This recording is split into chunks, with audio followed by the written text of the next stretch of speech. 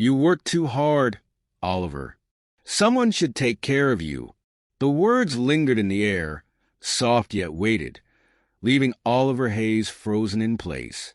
He glanced up from the spreadsheet, glowing on his monitor, his boss's voice still reverberating in his mind.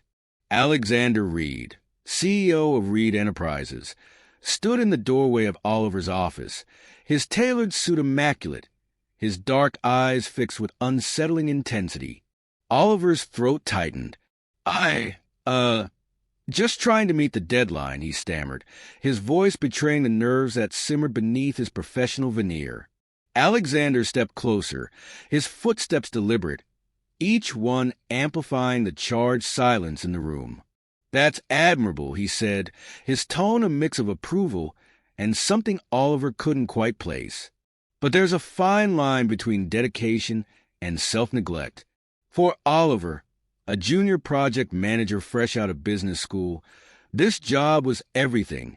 He had fought tooth and nail for his position in the firm, and while late nights had become routine, his encounters with Alexander were far less frequent. Alexander was the kind of man who rarely visited lower-level offices, his presence typically reserved for boardrooms and high-stakes negotiations. Yet, here he was, in Oliver's small office, exuding an air of authority that was both magnetic and unnerving. "I'll keep that in mind," Oliver replied, forcing a tight smile, though his pulse betrayed him, pounding loudly in his ears. The day had stretched endlessly, the once crisp morning turning into a blur of reports, client calls, and endless coffee refills. By the time the office began to empty, a deep fatigue had settled over Oliver. He rubbed his temples, the glow of his monitor casting shadows across his face. Still here, Alexander's voice startled him again. He leaned casually against the doorframe, his tie loosened just enough to suggest a long day had taken its toll on him as well.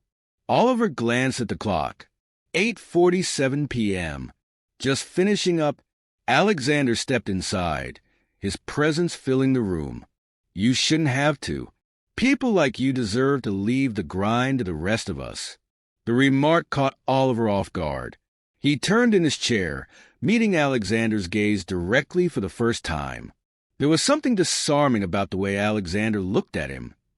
Intense yet soft, like he was studying something rare. "Honestly, I don't mind the work," Oliver said, his voice steadier than he expected. "It's part of the job, right?" Alexander tilted his head, a faint smirk tugging at the corner of his lips. "You remind me of myself at your age. Ambitious, relentless, willing to sacrifice anything to prove your worth." He paused, as though weighing his next words. "But even the best need to step back sometimes." The elevator ride down was silent, save for the soft hum of the machinery. Oliver clutched his laptop bag, acutely aware of Alexander's presence beside him. The earlier conversation had left a strange warmth in his chest, an unshakable awareness that felt dangerous. As they reached the ground floor, Alexander spoke again.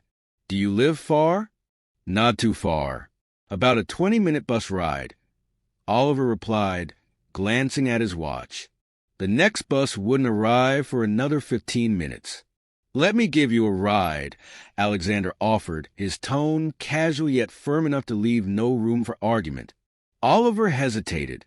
"That's really not necessary."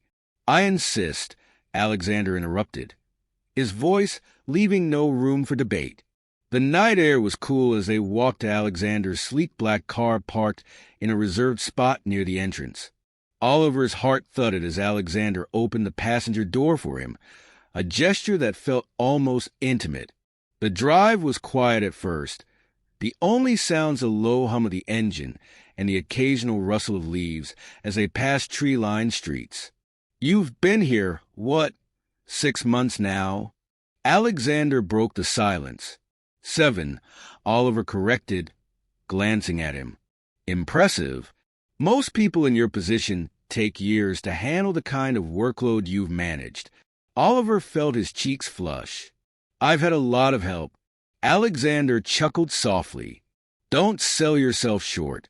I notice things, Oliver, more than you might realize. The word sent a shiver down Oliver's spine, though he couldn't decide if it was from flattery or something deeper. By the time they reached Oliver's modest apartment building, the tension in the car was palpable. Oliver turned to thank him, but the words caught in his throat as Alexander's gaze met his, steady, unflinching, and unreadable. "You're different," Alexander said quietly, his hand lingering on the steering wheel. "And I don't say that lightly."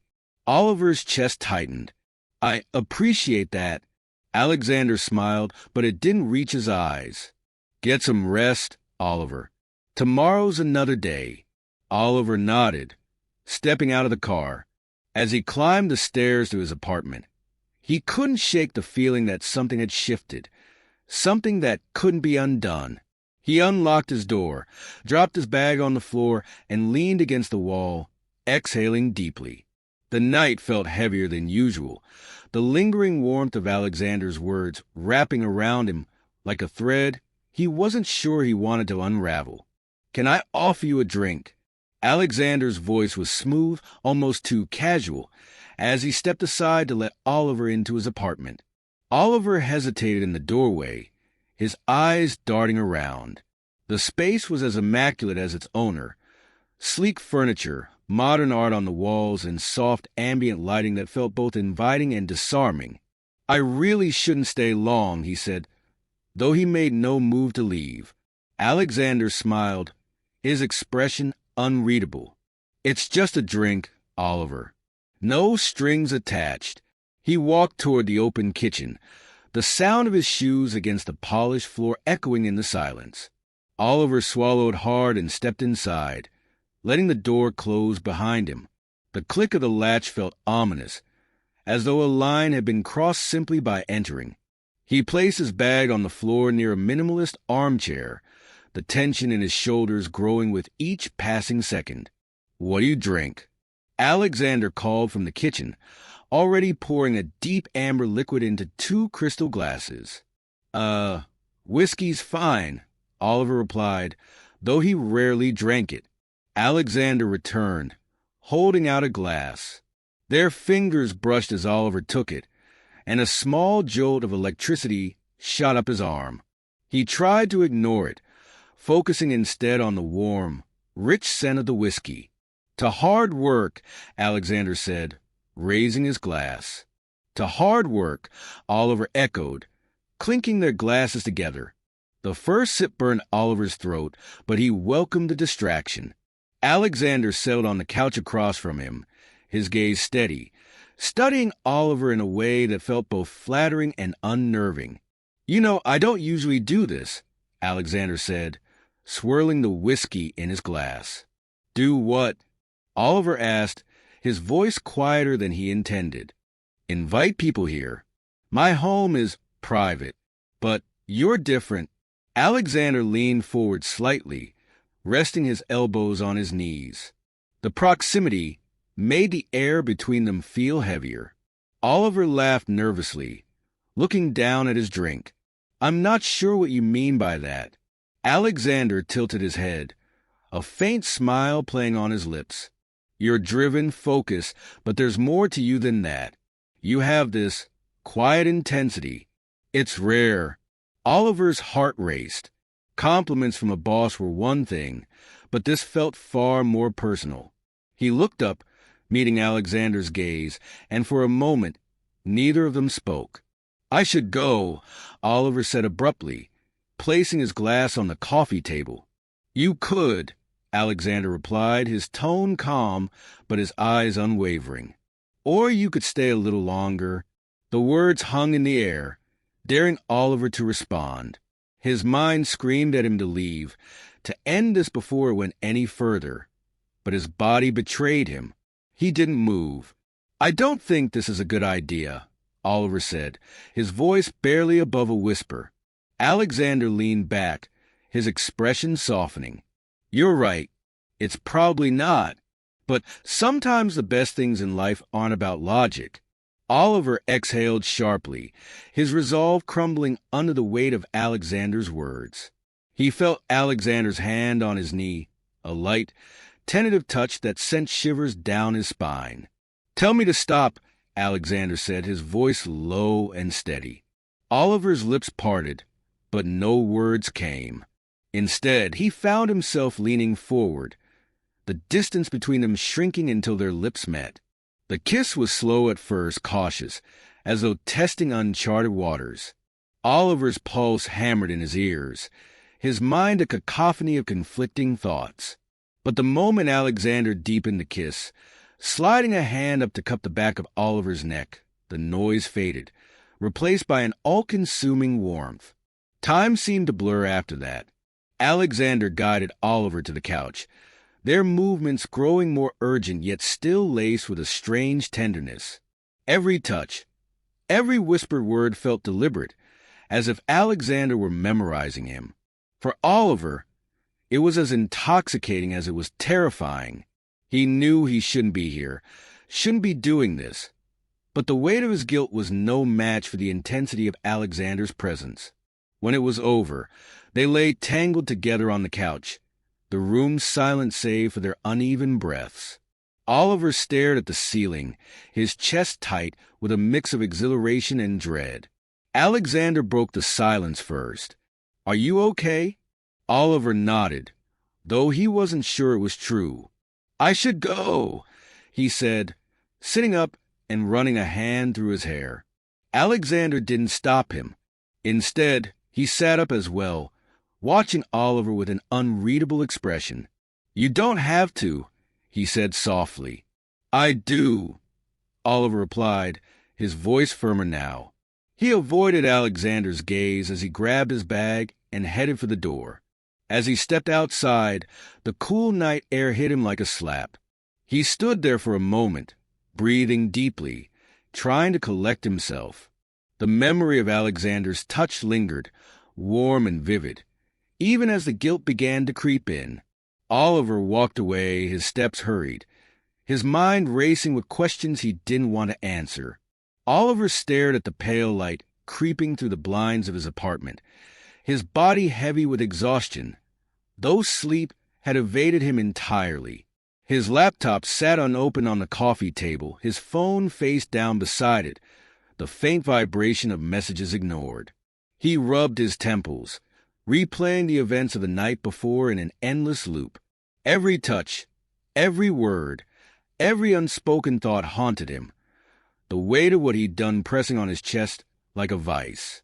How could I let this happen? The question gnawed at him, but no answer came. He'd spent months carefully maintaining his professional boundaries, keeping his admiration for Alexander Reed buried beneath layers of ambition and self-control. And yet, a single night had unraveled it all. The first message from Alexander had come just after dawn. "I hope you're okay. Last night meant a lot to me." Oliver had stared at the screen for several minutes, his thumb hovering over the keyboard. Part of him wanted to respond, to acknowledge the pull he still felt, but the other half, the louder half, demanded silence. He turned the phone over, ignoring the message. An hour later, the second message arrived. "I don't regret what happened. I hope you don't either." The words sliced through him, both comforting and cruel. Did he regret it? He didn't know. All he knew was a hollow ache in his chest and the sharp edge of guilt cutting through the fleeting moments of warmth. By mid-morning, Oliver decided he couldn't stay cooped up in his apartment any longer. He needed air, movement, anything to escape his thoughts. He grabbed his jacket and walked aimlessly through the city streets, the brisk wind biting at his skin. His mind drifted to his partner, Ethan, who was out of town visiting family. They'd been together for 3 years, a steady, comfortable relationship built on mutual respect and routine. But routine had given way to monotony, and lately, Oliver found himself wondering if Ethan even noticed him anymore. That thought, more than anything, had been the crack in his resolve. Alexander's attention had filled a void Oliver hadn't realized was growing. But now, that fleeting satisfaction had soured. leaving him grappling with the fallout of his choices. By the time he returned home, the guilt had settled into something heavier, more permanent. He opened the door to find his phone vibrating on the coffee table once again. It was Alexander. For a moment, Oliver considered letting it ring out, but something compelled him to answer. "Hello," he said, his voice quieter than he intended. "Oliver." Alexander's voice was steady, almost gentle. "I didn't mean to push. I wanted to make sure you're okay." "I don't know what I am," Oliver admitted, sinking into the couch. "Last night, it shouldn't have happened." "Maybe not," Alexander replied after a pause. "But it did. And I don't believe in pretending something didn't matter, just because it's inconvenient." Oliver clenched his jaw, anger and shame bubbling to the surface. "It's not just inconvenient, Alexander. I have a partner, a life, and now I don't even know what that means anymore." Alexander sighed. "I can't tell you what to do, Oliver, but I can tell you this. What happened between us wasn't meaningless.